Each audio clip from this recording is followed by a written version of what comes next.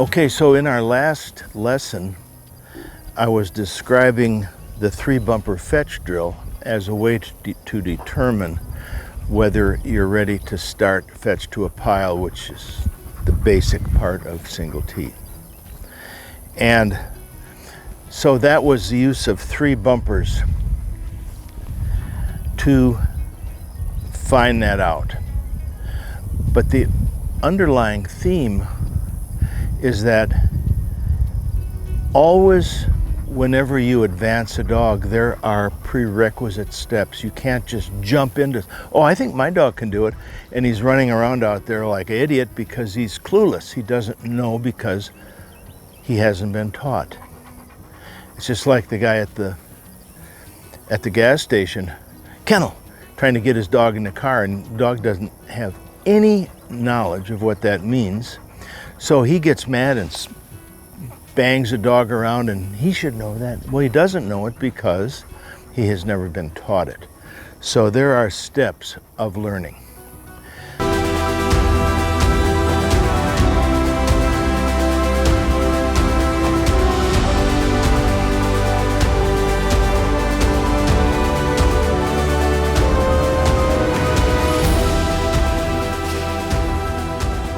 But there's another application to the 3-bumper fetch drill, and that is very important. Now, I've spent all summer up north observing training and running some field trials and whatnot. And here's what I've discovered. You'll have a bird that's very attractive over here and one way out there that's very unattractive. So the dog is watching the let's say it's a flyer, and the handler saying, here, here, and the dog does not respond. What do you do? Eventually you have to just signal for the birds, and he doesn't see the important bird, so he might fail the test because of that. So the other application for the 3-bumper fetch drill is teaching a dog to look where you want them to look online. And if you can't do that, you should stay home until you can. If you go to 20 field trials and 20 hunt tests, you're going to find out that almost every dog there's no mechanism to get them to look where you want them to look. So if you go on back into some of my YouTube videos, there's one called nose to toes, and that is heel, sit. To have the dog on this plane, my toes and his nose. The reason for that, people think it's a style because they like to have the dog way out in front of them. The reason I don't like that is because I have a control panel here, and if the dog is way out in front, he can't see it. He can't see. I can be doing this, meaning here, or that, meaning no, here meaning this, no meaning this way. And he can't see it because he's too far out in front. So step one is to get your dog lined up in the proper heel position. Here, sit.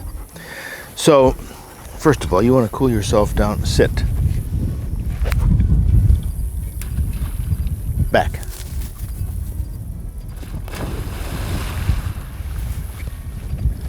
Okay. So this is, I consider this a drill that's crucial and you can do all the time. Heel. Heel. Heel. Sit. Out. You can do this and practice it and keep yourself up to snuff. It involves nicks with the electric collar. So I'm going to describe this, and then you can research it further on YouTube or a video. But you've got 3 bumpers.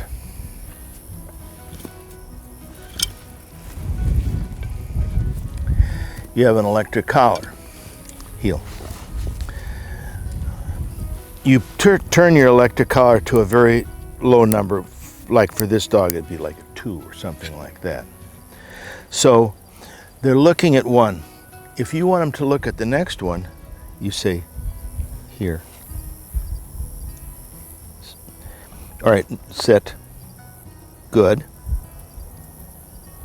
Back. Good. Heel. Sit. Sit.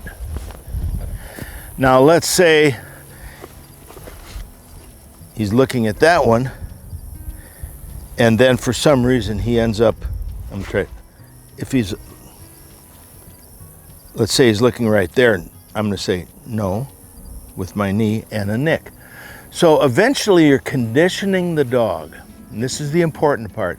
If you take, for people to take notes, this is a good one to take a note on. No. There's a nick. No. Nick. Nick. Nick. Here. Here. Nick. Nick. Nick. What you're doing is conditioning the dog to that and that. If it's on heel. Heel. This side, it's no. Here. Here. Here. So, here. Back. Eventually, when the dog is heel, sit. When the dog is conditioned to that sequence, so that's where he wants to go. Here, here, here. So there, then you when you say here and pat your side, you're combining that with a nick. Eventually, they're conditioned. So when you go like that, it's the same as using a nick, even though you're at a field trial and you can't even use an electric collar.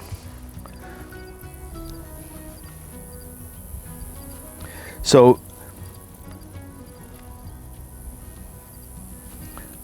eventually you can do that. This means move this way. That means move that way.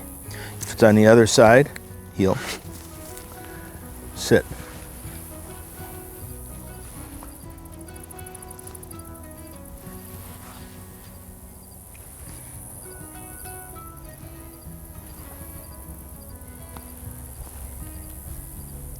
Back.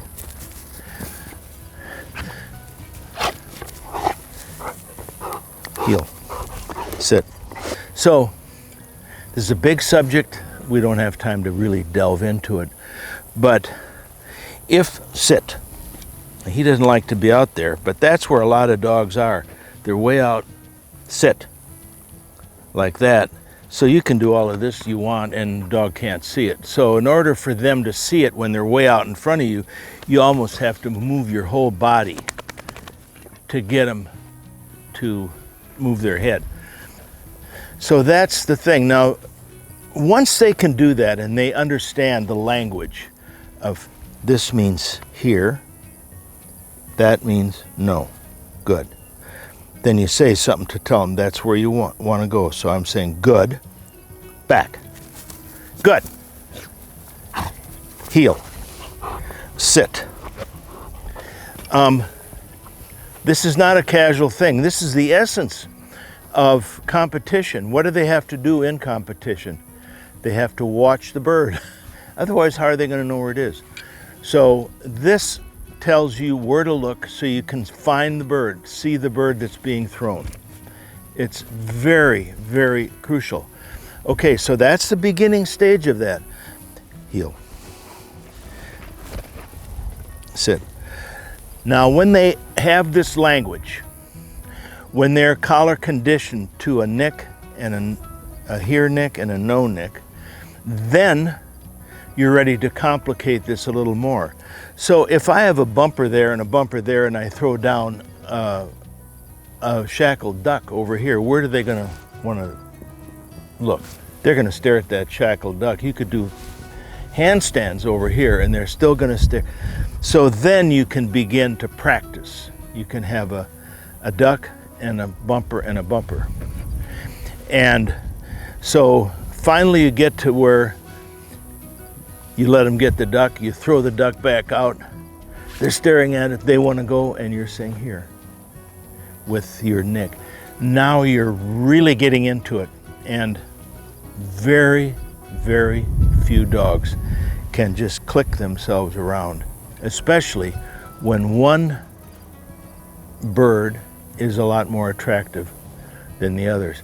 So that would be step 2, the advanced version of 3-bumper fetch drill.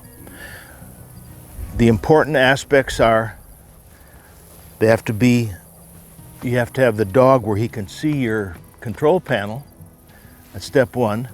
They become collar conditioned, so when you go like that, you don't have to have an electric collar to make it work. 3, you have to practice it a lot in training, because otherwise they'll discover in a field trial, just like they discovered they don't have to heel or any of the other things, you haven't practiced quite enough in training. So you have to practice this a lot. So when you get to a field trial or a hunt test or even hunting, you want to be able to get the dog to look where you want them to go. Other parts, extensions of this are, once you teach them where to look and where to go, they actually go there. Some dogs are, oh yeah, and then they go over here. We don't want, that's not a handy feature if you're in competition. So this is something you practice. If I get enough responses, I'll do a part 3 where I actually use a bird and bumpers and make a more advanced situation out of this. But in the meantime, I got a real important message coming up.